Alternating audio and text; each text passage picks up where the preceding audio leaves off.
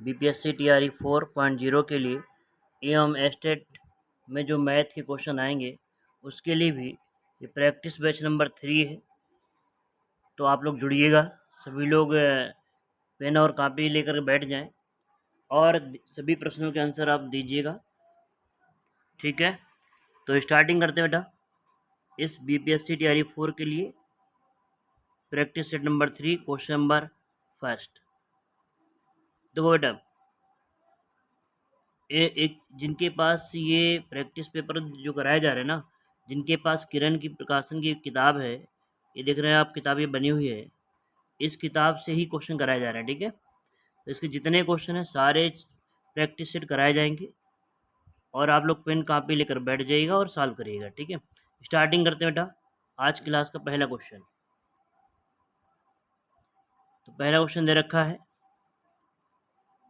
कह रहा है कि यदि 4 सेंटीमीटर व्यास वाली 8 धात्विक गेंदों को पिघलाकर एक बड़ी गेंद बनाई गई। समझिएगा, 4 सेंटीमीटर व्यास की एक गेंद है। कितनी गेंदें बेटा? ये 8 गेंदें हैं जिनको पिघलाकर एक बड़ी गेंद बनाई गई। मतलब समझिएगा, इसका मतलब ये छोटी छोटी गेंदें हैं जिनको मिलाना है, एक बड़ी सी गेंद बनानी है।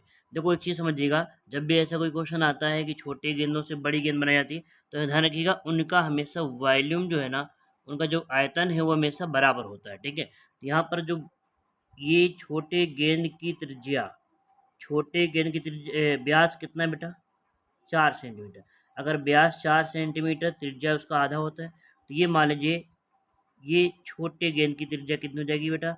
4 का आधा 2 सेंटीमीटर। ठीक है, अच्छा अब एक काम करते हैं बेटा, एक गेंद का आयतन निकालते हैं और उसमें 8 गेंदें, 8 का मल्टीप्लाई कर देंगे तो सबका आयतन निकाल आएगा। ठीक है, तो ये बताओ छोटी गेंद का आयतन, तो गेंद यानी गोले, गोले का आयतन क्या होता है बेटा? तो गोले का आयतन पता है आपको, 4/3 पाई आर क्यूब होता है। क्या होता है बेटा? गोले का आयतन होता है 4/3 पाई आर क्यूब। अब समझिएगा, छोटे गेंद की त्रिज्या कितनी है? 2 सेंटीमीटर है। इसमें एक काम करते हैं, इसमें वैल्यू रख लेते हैं। वो 4/3 पाई को पाई रहने दो, आर की जगह पर 2 रखोगे और 2 की पावर 3, 2 की पावर 3 कितना होगा बेटा? 8। तो ये हो जाएगा 8 × 4, यानी इसको सॉल्व करेंगे तो ये आ जाएगा 32 पाई/3। ठीक है, तो ये जो आया है, सभी 8 गेंदें जो है ना, सॉरी एक गेंद का आयतन आया, एक गेंद का आयतन आ गया कितना? 32/3 पाई। लेकिन गेंदें हैं कितनी? 8। तो सभी गेंदों का इतना ही होगा आयतन, तो 8 का मल्टीप्लाई कर देंगे बेटा, 8 का मल्टीप्लाई कर देंगे। यहाँ से हो जाएगा, जब मल्टीप्लाई करोगे 8 × 32, तो ये हो जाएगा बेटा कितना? ये जो आयतन आएगा 256, 256 पाई और बटे कितना बेटा? 3। ये सब 8 गेंदों का आयतन आ गया। अब यही आयतन किसके बराबर होगा? एक बड़ी गेंद के बराबर होगा। तो बड़ी गेंद की त्रिज्या मान लेते बेटा क्या है? कैपिटल आर मान लिया। ठीक है, तो अब जरा बताओ, बड़ी गेंद का आयतन इसके आयतन के बराबर होगा। तो बड़ी गेंद का जो आयतन होगा बेटा वो क्या होगा? उसका 4/3 पाई आर क्यूब, इसके बराबर होगा। इसका आयतन यही होगा ना बेटा। अब देखो यहाँ से क्या करेंगे, इस 3 से 3 कट गया बेटा, पाई से पाई कट गया, यानी इस 4 का इसमें भाग, इस 4 से डिवाइड करेंगे 256 में, तो भाग दीजिएगा कितना आएगा?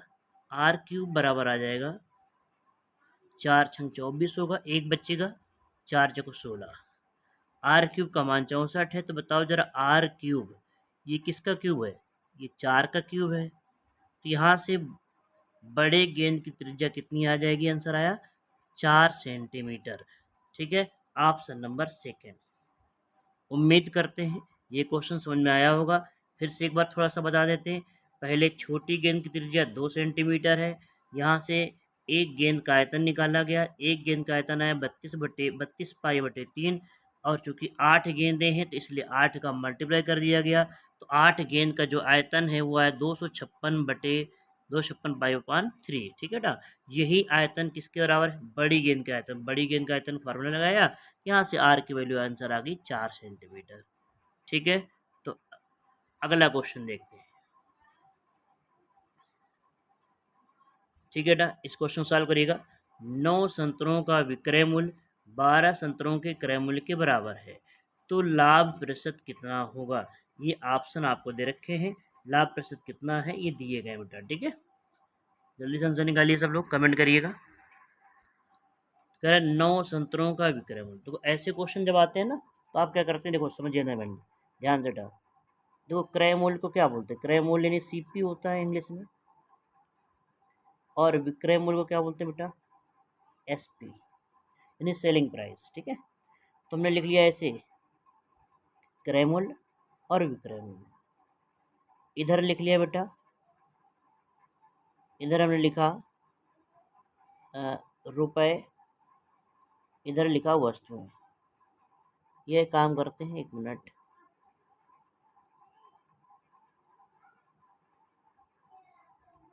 एक मिनट का,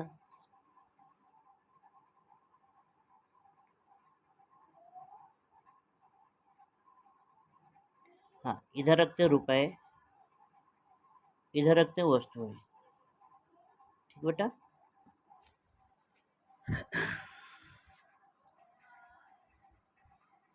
देखो बेटा, अच्छा, या एक काम, एक चीज समझ सकते हो।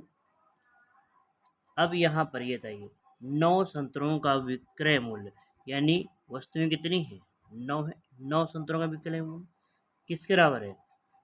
9 संतरे जितने रुपए में बेचे जा रहे हैं, मान लो 1 रुपए में बेचा जा रहा है, ठीक है बेटा। तो कह रहा है 12 संतरों के क्रय मूल्य, यानी 12 संतरों का क्रय मूल्य। देखो भाई, 1 मिनट, कलर बदल देते हैं इसका। 12 संतरों का क्रय मूल्य दोनों क्या है? बराबर है। यानी यहाँ पर आप देख रहे हो वस्तुओं की संख्या चेंज है, लेकिन रुपए क्या है? बराबर है, ठीक है। तो एक काम करते हैं, देखो सिंपल सा तरीका होता है कि यहाँ पर 12, यहाँ पे 9 है, तो वस्तुओं को बराबर करना होता है। तो यानी ऊपर 12 लिखा है, नीचे 9 लिखा है, तो ऐसे इनमें से किसका मल्टीप्लाई कर दें, इनमें से किसका मल्टीप्लाई कर दें कि ये वस्तुएं बराबर हो जाएं। तो 12 और 9 का एलसीएम ले लो बेटा लासा। तो 12 और 9 का एलसीएम कितना आएगा? 36 आ जाएगा। तो ऊपर 3 का मल्टीप्लाई और नीचे 4 का मल्टीप्लाई, इसलिए ऊपर 3 का गुणा करेंगे और नीचे 4 गुणा करेंगे, तो वस्तुओं की संख्या क्या हो जाएगी? बराबर हो जाएगी। अब यही 4 का मल्टीप्लाई इधर भी होगा बेटा, रुपए में, और इस 3 का मल्टीप्लाई इधर होगा। ये बताओ, यहाँ से आप देखोगे ये वस्तुओं का क्रय मूल्य कितना आ जाएगा? 3 रुपये। 3 रुपये में खरीदा है और 4 रुपये में बेचा है। बताओ बेटा, 3 रुपये में हमने सीपी था और 4 रुपये क्या है? एसपी है। ये बताओ कितने रुपए का प्रॉफिट हुआ? 1 रुपये का लाभ हुआ ना। 3 में खरीदा, 4 में बेचा, 1 का लाभ हुआ। सीपी, लाभ पैसा फार्मूला क्या होता है? जितना रुपए का लाभ हो रहा है उसमें से किसमें? क्रय मूल्य में से 1/3 इंटू 100, ठीक है। ध्यान रखिएगा, या तो आप यह समझ लो लाभ परसेंट का फार्मूला होता है लाभ बटे क्रय मूल्य इंटू 100 होता है बेटा। इस फार्मूले से भी कर सकते हो, ठीक है। लाभ 1 रुपये का हुआ, क्रय मूल्य 3 रुपये है, और इंटू 100।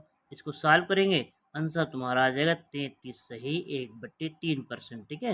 यानी इस क्वेश्चन का ऑप्शन नंबर सेकंड आया। ध्यान रखिएगा, ऐसा कभी भी क्वेश्चन आ जाए तो हमेशा वस्तुओं की संख्या बराबर करनी होती है, ठीक है। अगला क्वेश्चन,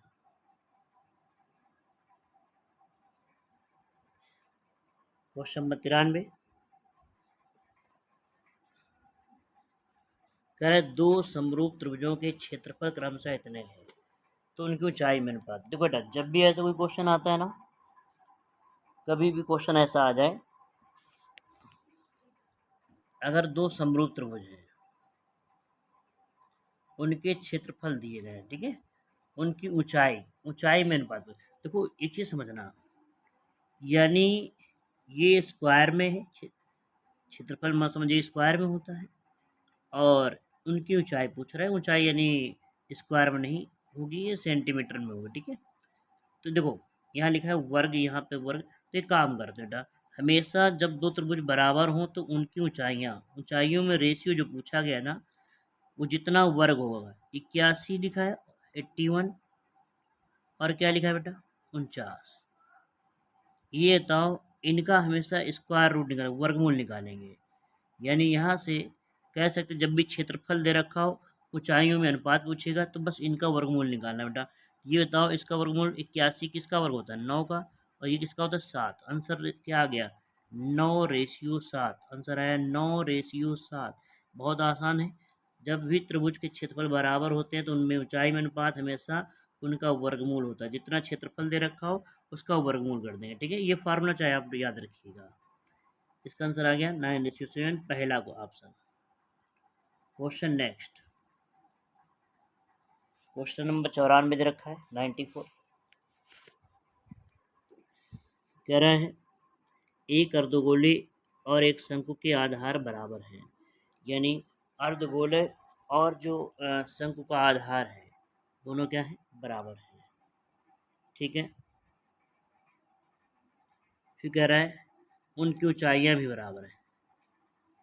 देखो, आधार बराबर है और ऊंचाइयाँ भी बराबर है, तो उनके वक्र पृष्ठों का अनुपात क्या होगा, ठीक है। तो सबसे पहले अर्धगोले का वक्र पृष्ठ।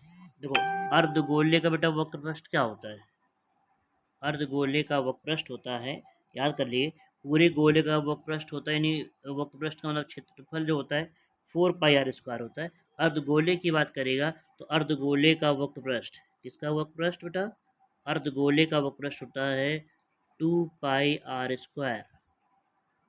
4 का आधा। और शंकु का वक्र पृष्ठ, ध्यान रखिएगा, आधार बराबर है तो त्रिज्याएं बराबर होंगी। तो शंकु का वक्र पृष्ठ क्या होता है, नोट करिएगा, जिसको नहीं पता, πr/l होता है। शंकु का वक्र पृष्ठ कौन, यानी शंकु का वक्र पृष्ठ क्या होता है, πr/l। अब चीज़ें समझिए ज़रा। इसमें कह रहा है कि आधार बराबर हैं, आधार का मतलब त्रिज्या बराबर हो जाएगी, ठीक है। तो यहाँ त्रिज्या में जो शंकु की त्रिज्या होगी r मान लिया हमने, वही गोले की त्रिज्या r होगी, ठीक। उनकी ऊंचाइयाँ बराबर हैं। अच्छा, ऊंचाई यानी r और h बराबर है, समझिए। अब समझिएगा, इसको सॉल्व करना है।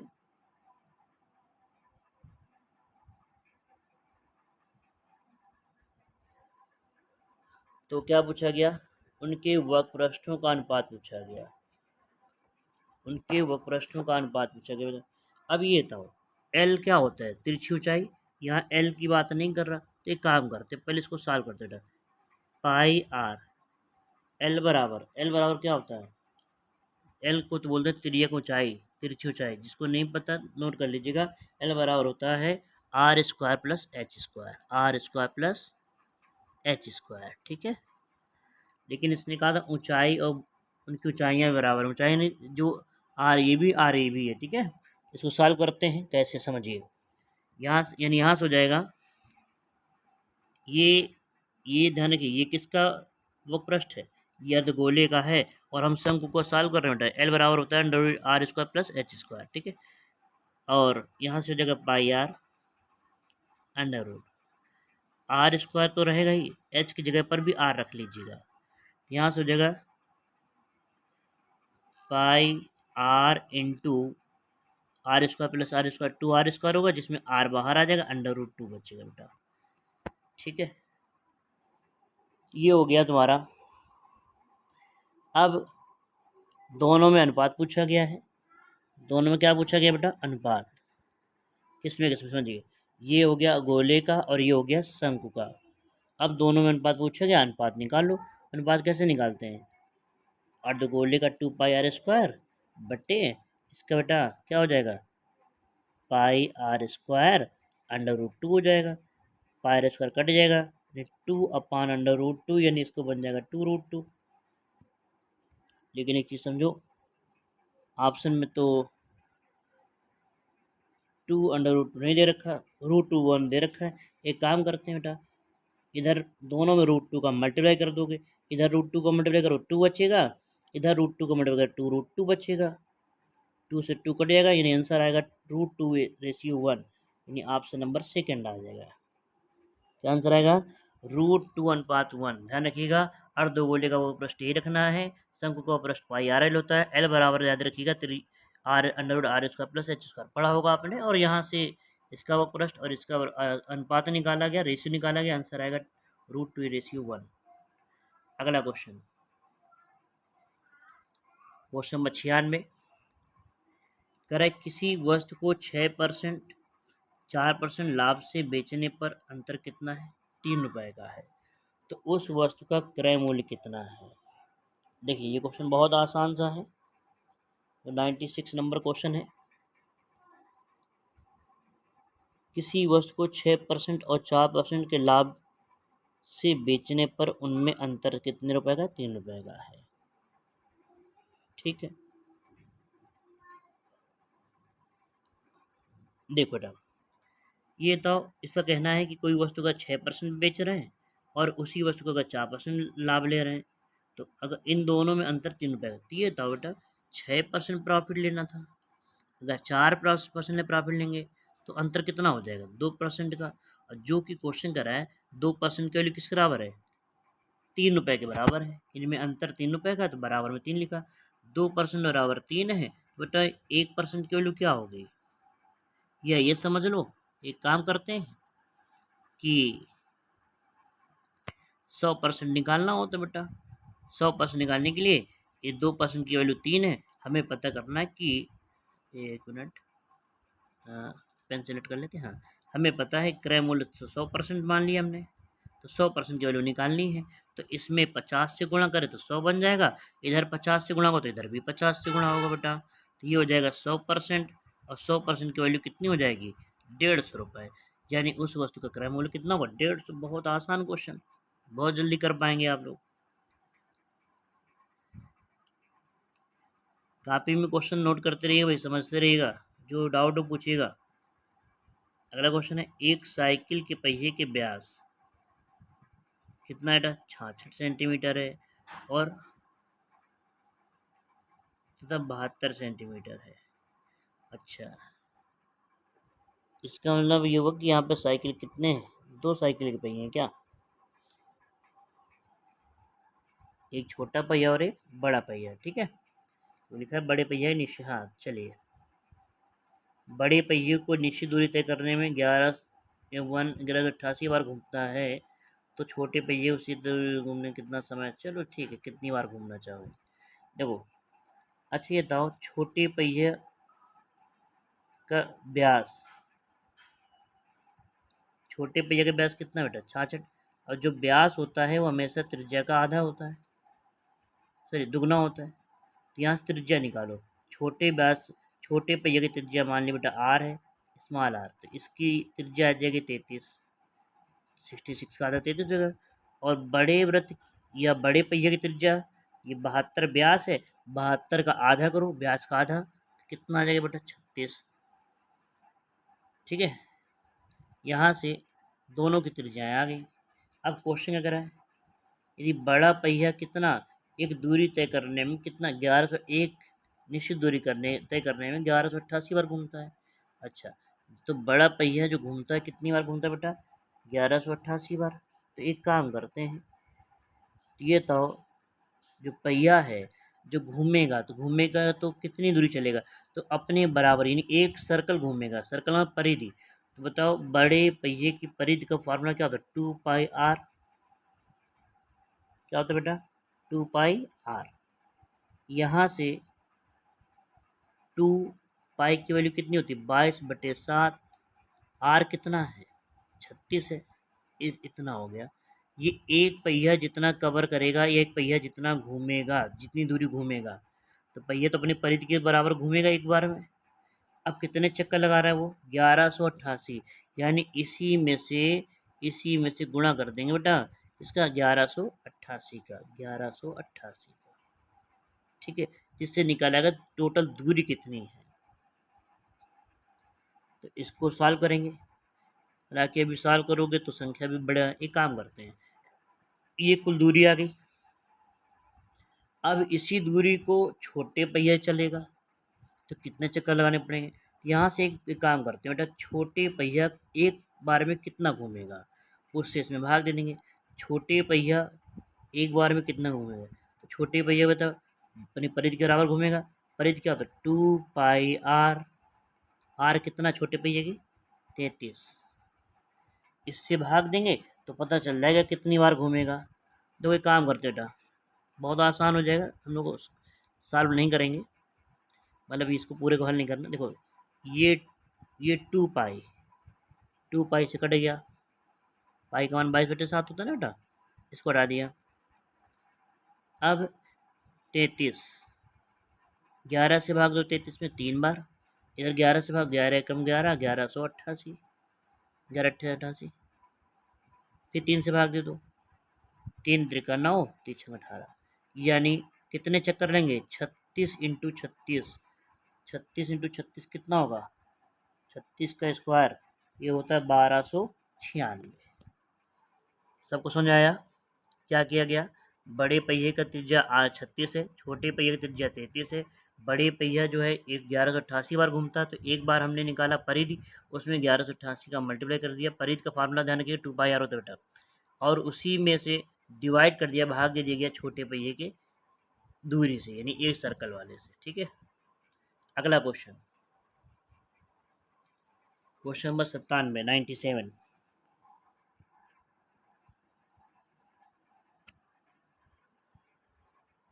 कह रहा है 200 लीटर मिक्सचर में 15% पानी है, शेष दूध है। अच्छा देखो बेटा, टोटल जो मिक्सचर है कितना, 200 लीटर, इसमें से पानी, वाटर, और क्या है, मिल्क यानी दूध।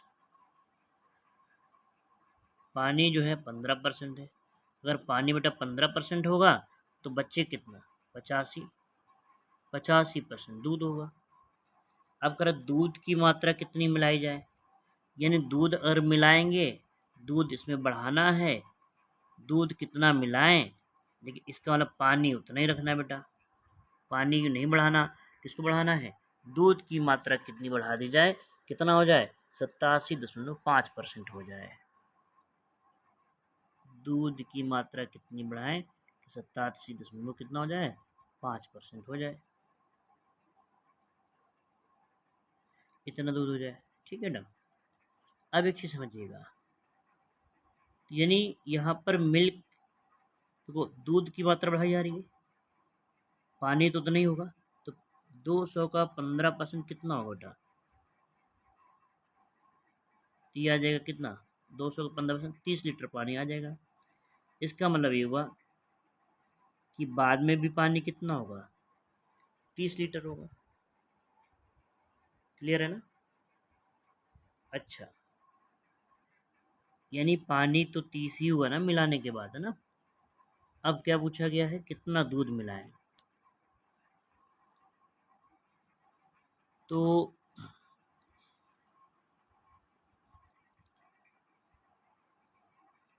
अब यहाँ से देखो, मिल्क था, दूध था 85%, अब हो गया 87.5%। ठीक है, अब इसको कैसे सॉल्व करना है, बहुत आसान है। ये बताओ बेटा, अगर 15% पानी है तो 85%, 87.5, यानी ये 85 से बढ़ गया, कितना बढ़ गया, 2.5%। कितना बढ़ गया, 2.5% ना। अब 2.5% बढ़ा,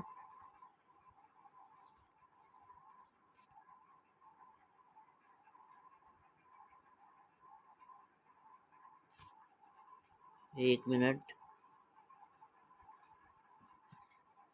यहाँ से देखो बेटा, अब यहाँ पर ये बताओ, अगर 87.5% क्या है, दूध है, तो इसका मतलब ये हुआ कि यहाँ पर पानी तो नहीं होगा, लेकिन इसमें 87, तो इसका मतलब 87.5% दूध है, तो पानी होगा कितना, 100 में से 87 माइनस करेंगे तो बचेगा तुम्हारा 12.5%।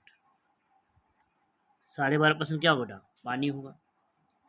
अब पानी की वैल्यू कितनी है, 30 है, जो कि 30 के बराबर है, क्योंकि पानी तो नहीं मिलाया गया, पानी पहले भी 30 था, अभी भी 30 है, तो 12.5% किसके बराबर होगा, 30 के बराबर। तो हमें निकालना है 2.5 किसके बराबर होगा, तो 30/12.5 इंटू कर देंगे 2.5। इसको सॉल्व करना और आंसर आ जाए। 2 पॉइंट से पॉइंट हट गया, 25 पंचे 125, 5 6 30, यानी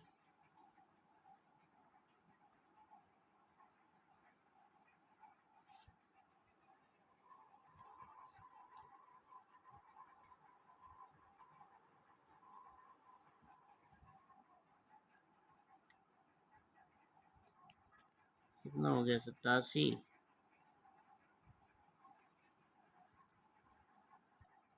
हाँ भाई देखिए बेटा, तो एक काम करेंगे, इसमें थोड़ा सा मिस्टेक हो गया है, इसको सही करते हैं। समझ जाना, अभी समझा देते हैं एक बार फिर से, एक बार फिर से इसी क्वेश्चन समझा देते हैं पूरा, ताकि अच्छे से क्लियर हो जाए। समझिए, अब क्वेश्चन कह रहा है, 200 लीटर मिक्सचर है। कितना मिक्सचर है बेटा, 200। इसमें से पानी है वो 15% पानी है, ठीक है, 15% क्या है बेटा, पानी है। और जो दूध है, जो दूध है वो कितना परसेंट है, अगर 15% पानी है तो 85% दूध होगा। तो यहाँ से काम करते था, टोटल जो मिक्सचर 200 है ना, 200 को 85% निकालेंगे, 200 का 85% निकालोगे तो यहाँ पर हो जाएगा कितना, 170। यानी दूध की मात्रा अभी 170 है और पानी की मात्रा कितनी है, 30 है। ठीक, 200 में से 170 लीटर दूध है और 30 लीटर पानी है। अब आगे समझो, कितना दूध मिलाएं, कितना दूध मिलाएं, यानी हमें समझना है दूध की मात्रा बढ़ानी है, तो पूछा कितना मिला दें। ये पूछ रहा है आपसे कि अब मिक्सचर में दूध हो जाए 87.5, ठीक है। अगर 87.5% दूध हो जाएगा तो बचेगा 12.5%। तो 12.5% क्या होगा, पानी होगा। लेकिन आपको पता है दूध मिला रहे हैं, इसका मतलब ये हुआ पानी की मात्रा फिक्स होगी। पानी जो पहले था 30, वही अभी 30 होगा। पानी नहीं मिला रहे, यानी 12.5% किस बराबर है, 30 के बराबर। तो 12.5% की वैल्यू है 30 के बराबर। यहाँ से निकालेंगे 1% की वैल्यू कितनी होगी, ठीक है ना। तो यहाँ से हो जाएगा 30/12.5, और किस देखो 1% की वैल्यू आ गई, यहाँ से निकाल लेते हैं इतना परसेंट दूध कितना होगा, तो 87.5। इसको सॉल्व करते हैं भाई, ठीक है। तो दशमलव दशमलव कट जाएगा, इसका भाग देंगे इसमें, ये जाएगा 7 बार में। इससे घाटे कितनी बार गया, 7 बार में। और 7 इंटू 30 यानी हो गया कितना, 210। अब समझिए 210 लीटर दूध हो गया। पहले दूध कितना था, 170, अब हो गया 210। कितना दूध मिलाया बेटा, 40 लीटर मिलाया, आंसर आ गया 40 लीटर। ठीक है, उम्मीद करेंगे समझ में आया होगा। अगला क्वेश्चन, क्वेश्चन नंबर 98 कह रहा है, दिया गया है, कह रहा है कि किसी संख्या को 0.72 से गुणा करने के लिए कहा जाए। एक विद्यार्थी ने क्या किया, उस संख्या को 7.2 से गुणा कर दिया। अच्छे था, 0.72 से 72 से मल्टीप्लाई करना था, लेकिन गुणा कर दिया 7.2 से। संख्या अगर इससे गुणा कर देंगे संख्या बड़ी हो जाएगी, तो इससे उसका उत्तर जो है ज़्यादा आ गया ना। समझिएगा, कोई संख्या बेटा x है, इसमें कहा गया कि गुणा करना 0.72 का, लेकिन उस कैंडिडेट ने, उस विद्यार्थी ने इसी संख्या में गुणा कर दिया कितने का, 7.2। तो ये था, ये संख्या छोटी है और ये संख्या क्या है, बड़ी है। तो जब बड़ी संख्या से गुणा कर देंगे तो ज़्यादा आंसर आएगा ना। तो वही पूछ रहा, कह रहा सही उत्तर से इतना ज़्यादा आ गया जितना आना चाहिए था। मतलब इसका कि इनमें जो अंतर है वो कितना है, 2592 का। तो एक काम करेंगे, यानी 7.2x माइनस 0.72x। इनमें अंतर कितने का है बेटा? 2592 का। ठीक है, अब इनमें अंतर निकालो। इनमें से जब अंतर निकालोगे माइनस करोगे बेटा, यहाँ से देखो माइनस करोगे तो कितना आएगा? इधर एक जीरो बढ़ा लिया, माइनस करते हैं भाई। देखो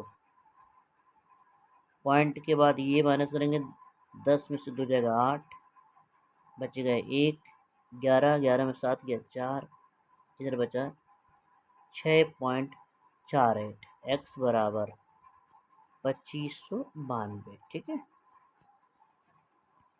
यहाँ से x निकालेंगे, यहाँ से हो जाएगा 2592 बटे बटा 6.48।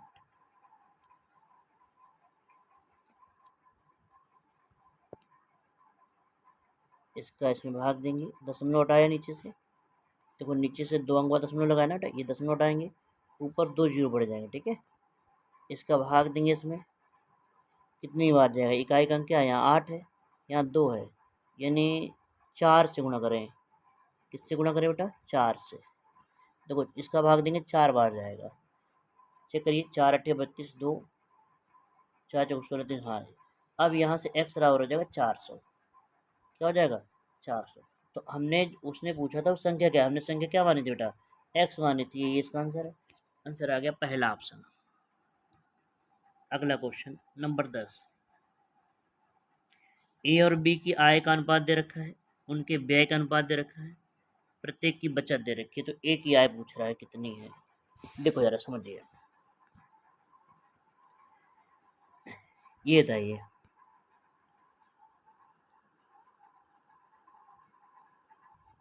देखो बेटा, सबसे आसान तरीका है, ए और बी की आय, जब आय दे रखी हो, ए और बी दो लोग हैं, इनकी आय का अनुपात कितना है? 2:3 है। ये हो गया आय। और जो खर्च है, जो व्यय यानी खर्च, खर्च में अनुपात कितना है? 1:2 है। तो जब ऐसा कोई क्वेश्चन आता है ना, सबसे आसान तरीका है बेटा, तो इसमें कह रहा है कि उनमें से प्रत्येक की बचत कितनी है? 24,000 रुपये है। तो ए कितना कमाता है? समझिएगा, यहाँ से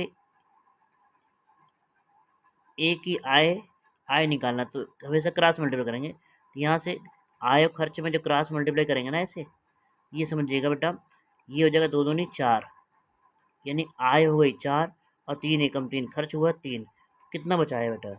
1 बचाया। 1 बचाया, जो कि 1 बराबर कितना है? 24,000। कितना है? 24,000। 1 बराबर 24,000। तो ए की आय पूछ रहा है, तो ए की आय कितनी थी बेटा? 2 है। अब एक का रेशियो का मतलब है, एक यूनिट का मतलब 24,000 है, 2 का मतलब कितना हुआ? 48,000। Option number second. ध्यान रखिएगा, आय और खर्च दे रखा हो, क्रॉस मल्टीप्लाई करके यहाँ से बचत निकालेंगे। बचत में एक का रेशियो है जो कि 24,000, तो आय है एक की 2, तो 24 गुना 48,000। अगला क्वेश्चन,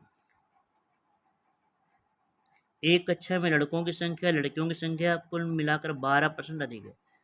क्या करें? फिर से पढ़ते हैं। एक कक्षा में लड़कों की जो संख्या है लड़कियों की संख्या से कुल मिला के 12% अधिक है। ठीक है, तो लड़कियों की संख्या और लड़कियों की संख्या अनुपात पूछा गया है। तो वो सबसे आसान तरीका है, क्वेश्चन करा है कि लड़कों की संख्या लड़कियों से 12%। मान लो बेटा, मान लो लड़कियां कितनी हैं? लड़कियों की संख्या मान लेते हैं बेटा 100 है। 100 इसलिए मानते हैं कि इसमें देखो, हमेशा 100 मानने से क्या होता है, जो भी कम ज़्यादा करना होता है आसानी से कर लेंगे। ठीक है, अगर लड़कियों की संख्या 100 है तो लड़कों की संख्या कितनी होगी? यहाँ से क्वेश्चन समझना। कह रहे लड़कों की संख्या जो है ज़्यादा है, कितना परसेंट? 12%। तो लड़कों की संख्या आ जाएगी 112, 12% ज़्यादा कर दिया। अब कह रहे लड़कों की संख्या का, किसकी बात कर रहे हैं? पहले लड़कों की संख्या 112, लड़कियों की संख्या से, लड़कियों की संख्या कितनी? 100, इनका अनुपात पूछा गया। बस अनुपात का मतलब इनको काटना है बेटा, 2 से कटेगा, ये 4 से भी कट जाएगा। 4 दूनी 8, 3 बचा, 4 अट्ठे 32, 4 से नीचे भाग दिया 25, यानी 28/25, यानी आंसर आ गया 28:25।